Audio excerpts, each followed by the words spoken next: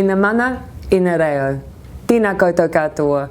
I'm honoured to accept this kind invitation to speak with you, and I bring warm greetings from Aotearoa, New Zealand. President Sassoli, thank you for convening this session and for the focus on women's empowerment and leadership during the COVID crisis.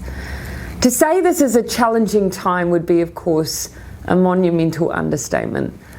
The world is reeling from the effects of the COVID-19 pandemic. It has had far-reaching consequences that have affected every one of us. This is a critical time for us as leaders and representatives to come together, even if it is by video in these travel-constrained times. COVID-19 highlights how truly interdependent we all are, how reliant we are on cooperation, communication and compassion to successfully combat the virus. It highlights how important it is that we work together for a sustainable recovery that delivers for our economies and our planet, but that also puts people at the centre of our decision making. In New Zealand, our approach in battling COVID-19 has been one of inclusivity, the idea that everyone needs to do their bit to protect one another, especially our most vulnerable. I often talk about our population as the team of 5 million. Now, we may be a small team, but one that nonetheless has proven the power and importance of the collective. And now that's exactly what we need from the world. As the haunting legacy of the virus drags on around the globe, it has become clear no country is safe until every country is safe. As we move to a phase of vaccination, we are not a team of 5 million, but we are a team of 7.8 billion. The success of individual countries or regions means little unless we are all successful. In New Zealand's Indigenous language, Te Reo Māori, we say, he waka eke noa, we are all in this together. But some have felt the effects of COVID-19 even more acutely than others. COVID-19 has ravaged our health systems, our economies, our livelihoods, but it has also exacerbated structural inequalities that disproportionately impact women and girls. Women are at the forefront of fighting the COVID crisis. They're amongst the doctors, nurses, scientists, communicators, caregivers, and frontline and essential workers who face the devastations and challenges of this virus every day. Along with being directly affected by the virus itself and its immediate impacts on our livelihoods, we're also the subjects of intensified domestic violence.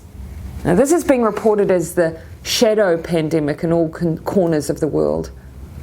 Only by fully and meaningfully including women and girls in leadership and decision-making at all levels can we ensure that our responses to the pandemic meet the needs of everyone.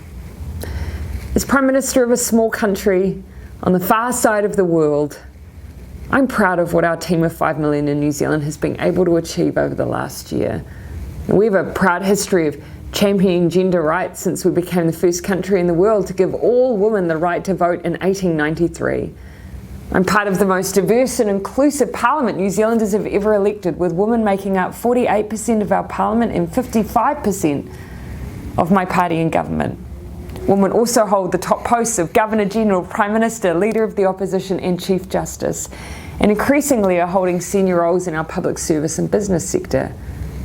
And now, for the first time, and long overdue, I might add, New Zealand's Minister of Foreign Affairs is a woman. She is a skilled, values-driven Indigenous woman with a contemporary worldview.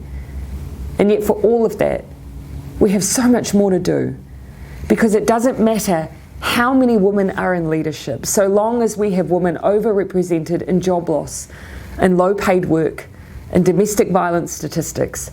In my mind, that is the true measure of whether we have made progress and whether we have equality. As we look towards the year ahead, we all know it will be tough.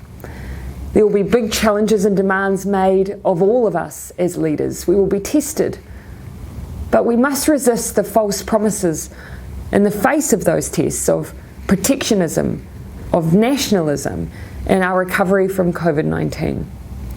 We must all do more to support women-led business, including small enterprises, to be part of the COVID-19 economic recovery so they can more readily experience the benefits of trade.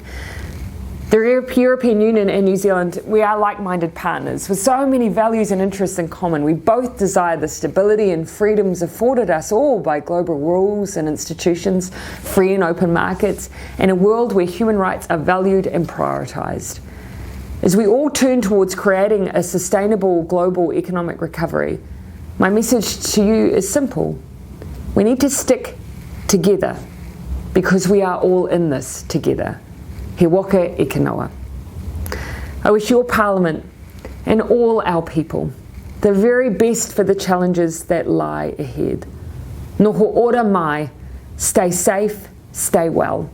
Nō reira, tēnā koutou, tēnā tātou katoa.